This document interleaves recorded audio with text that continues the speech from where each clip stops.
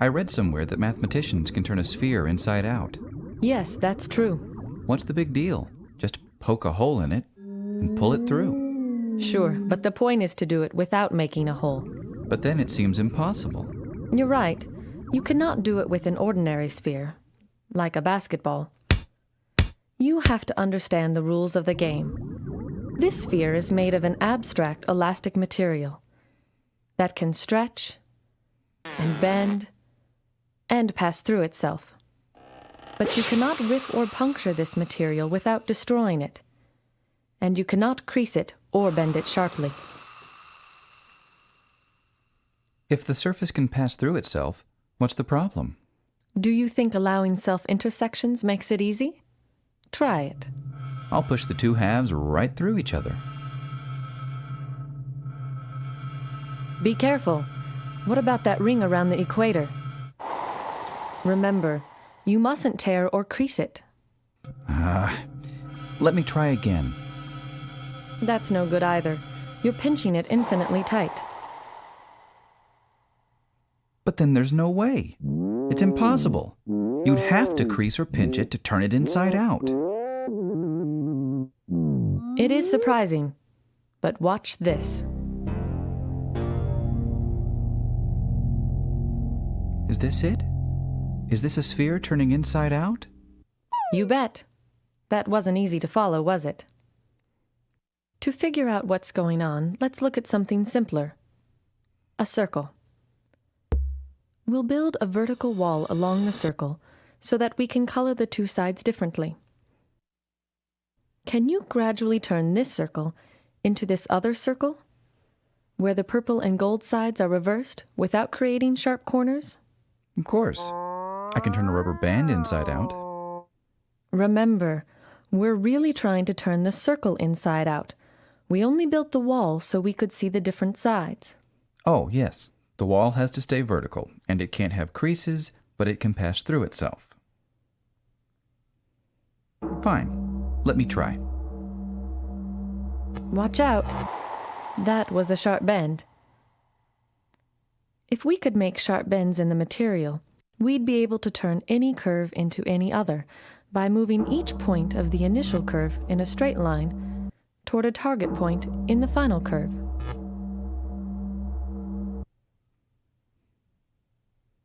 But I can avoid corners altogether by making a loop smaller and smaller. That's an interesting idea, but pulling a loop tight is not really a gradual change. It's like having a corner in disguise. So it's against the rules.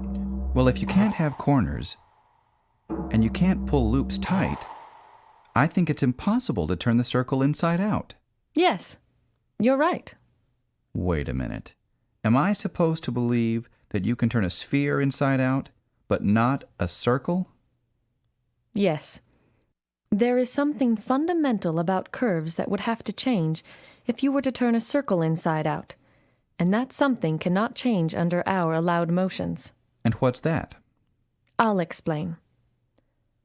Imagine a monorail atop the wall. Now, the rule about monorail traffic is that the car only travels forward and it always keeps the purple wall on its right. We'll use a diagram to monitor the car's direction. On this track, the car is always turning left. As it goes around the circle once, it makes one full turn toward the left.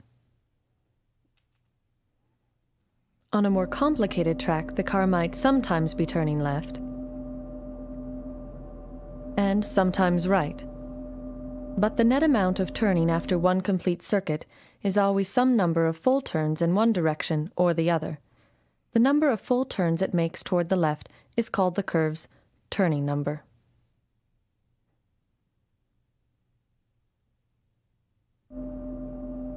For a curve where there is more turning toward the right than toward the left, the turning number is negative. Hey, and if there's no net turning, the turning number is 0. Right. I had a hard time following the net turning for this winding track. That's natural, but there's another way to get the right answer.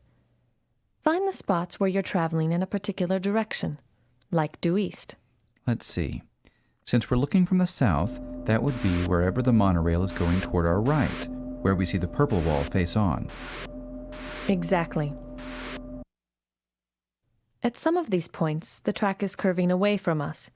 Viewed from here, it looks like a smile. At these places, the car would be turning left. At others, the track looks like a frown. Curving toward us, at these points, the car would be turning right. The net number of full turns increases when the car passes a smile and decreases when it passes a frown. Starting at 0. 1, 2, 3, 4, 3, 2, and we finish with 3. The turning number is the number of smiles minus the number of frowns. I see. The turning number measures happiness. If you insist. Now, the nice thing about the turning number is that it remains the same when a curve changes according to our rules. Frowns and smiles can appear or disappear, but only in pairs that balance out. The number of smiles minus the number of frowns never changes. So a curve can only turn into another curve with the same turning number. Right. The turning number is the fundamental property I mentioned before. Now, what's the turning number for the two circles? This one has one smile and no frowns, so the turning number is 1. And if the gold is outside, one frown and no smiles, -1. It makes sense. On one curve, you're turning left all the time. On the other, it's the opposite. Good. So the reason you cannot turn a circle inside out Is that would change the turning number. But wait, doesn't the same argument prove that you can't turn a sphere inside out? This sphere has a 3-dimensional smile, and this one has a 3-dimensional frown. So they have different turning numbers. Not quite. Your analogy is good, but to make it complete, we must look at a general surface and consider all the points where it is horizontal and gold is on top. We'll draw horizontal stripes to make these points easier to locate. Smiles are like bowls, curving up. Frowns are like domes, curving down. But there are other points where the surface is horizontal that are neither bowls nor domes. They are saddles and look like smiles from one direction and frowns from another. Near a bowl or a dome, the horizontal stripes form rings. Near a saddle, they form an X. But how does that change anything? Spheres don't have saddles. But the point is how these features interact.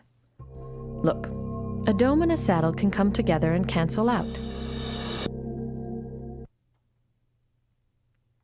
Likewise, a bowl and a saddle can cancel out. But bowls and domes, like electrical charges of the same sign, normally don't get near each other. The unchanging number for surfaces, then, is this. Add domes and bowls and subtract saddles. This number is 1 for the sphere no matter which face is out. Okay, I'm willing to believe that turning numbers don't prevent the sphere from turning inside out as they do the circle, but that doesn't mean you can actually do it. We'll get to that. I know it's hard to see. Steve Smale proved it was possible in theory in 1957, but it took 7 years before Arnold Shapiro found a practical way to do it. Since the problem remained hard to visualize, more methods were invented later by Bernard Morin and several others. I'll show you Bill Thurston's method, invented in 1974. Let's go back to curves for a bit. Remember that this circle can only be changed into curves of turning number 1. Still not allowing sharp corners, right? Of course. Now, can the circle be turned into any curve of turning number 1? Say this one? Let's see. I'll try to go backwards from this curve to the circle. I think I got it. There. Excellent. Now try this one. I'll undo this loop first and push this fold back. Now here. Here we go. Very good. And this one? Whoa. You're not going to ask me to do every single curve of turning number 1, are you? Of course not. What we need is a general method. Do you remember the simple way to transform one curve to another when sharp bends are allowed? Yes. You just go straight from one to the other. That's the one. When the curves have the same turning number, this method can be adapted to work without sharp bends. The trick is to add waves to the curve. Can we do it on a simpler one? Sure. We start by marking small pieces of the curve that will serve as guides for the transformation. We'll concentrate on these segments now. We move the centers of the guide segments straight toward their final destinations on the circle, without any rotation. Next, we rotate the guides so that they are lined up with the circle. Okay. What about the parts in between? That's where the waviness comes in. We make the connecting segments between adjacent guides bulge out into corrugations. This allows the segments to move freely around each other as long as they remain more or less parallel.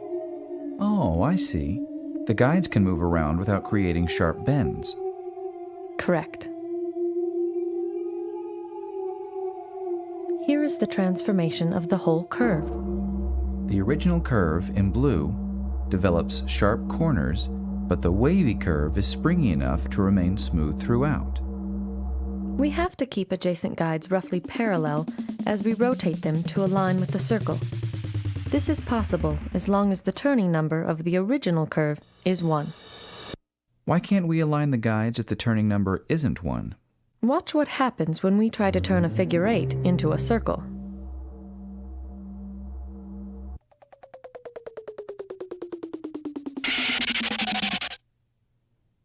And here, both the initial and final curve have turning number 0. Using this method, or others, you can always transform one curve into another with the same turning number. This is called the Whitney-Graustein theorem.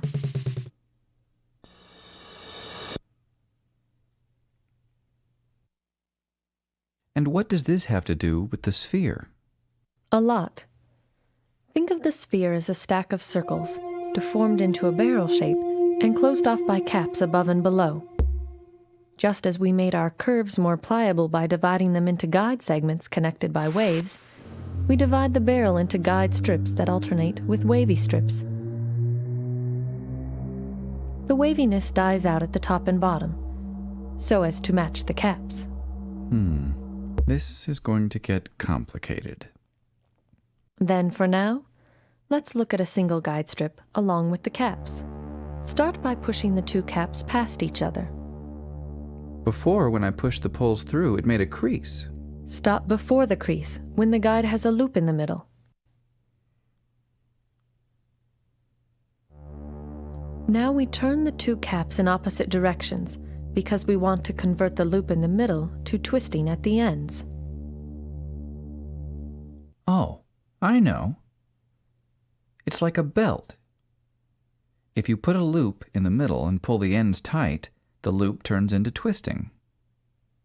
Right. Then you can straighten out the belt by turning each end half a turn in opposite directions. To finish the eversion, we just need to push the middle of the guide strip back through the center of the sphere. Can I see how two guide strips interact? Sure. You can see that there are two places where the strips intersect near the central axis. And the gold sides that started facing out are now facing in. Here is the whole process with all the guides. The polar caps just move up and down and then rotate into place.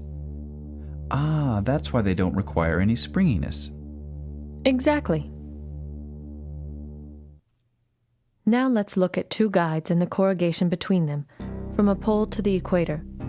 This chunk is the fundamental building block of the eversion. The whole sphere is made from 16 rotated copies of this piece. That looks pretty complicated. Yes, but the corrugation is just following the twisting of the guide strips that you saw before. Can I see that from pole to pole? Yes. The corrugation provides flexibility between the guides so that their motion does not create any pinches or creases, just like the waves in the curve that we saw before. Let me see the whole thing. We corrugate the connecting strips between the guides and push the caps past each other. We twist the caps to undo the middle loops and push the equator across the sphere. Finally, we uncorrugate. I still don't understand. Is there some other way to look at this? Okay, we'll divide the sphere into thin horizontal ribbons. We'll look at one ribbon at a time. You can see the North Pole push down into the south. A ribbon near the pole is rather tame. The guide segments keep their position relative to one another, and the corrugations never get very deep.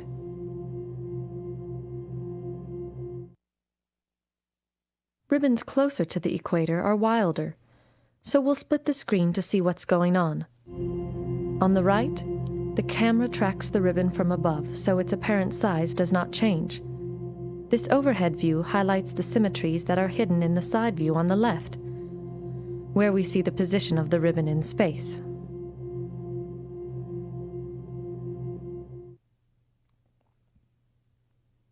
At the equator, the ribbon just twists and doesn't move up or down. Wait a minute. This ribbon looks just like the wall under the monorail, and it's turning inside out. You had finally convinced me that that was impossible. I'll play that again. Remember that our walls represented circles and had to stay vertical. But here the ribbon can twist around in space because it's part of a sphere. Another way to understand the eversion is to progressively build up the surface of the sphere at a few important stages. This is the corrugation phase. Now we've just pushed the caps through each other. This is the middle of the twisting phase. We can see the complex activity at the equator. At the end of the twisting phase, the corrugations have nearly become figure eights. Here, we're in the middle of pushing horizontally through the center of the sphere. Finally, we show the uncorrugation phase. The sphere is now entirely purple. Wow. I think I'm ready to see the whole thing again. Here goes.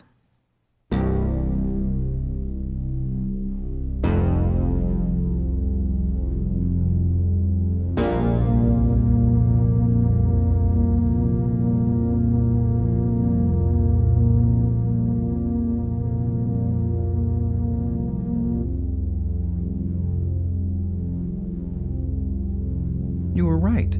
You can turn a sphere inside out without poking holes or creasing it, even though you can't do it for a circle. This is great. Somebody should make a movie about this stuff.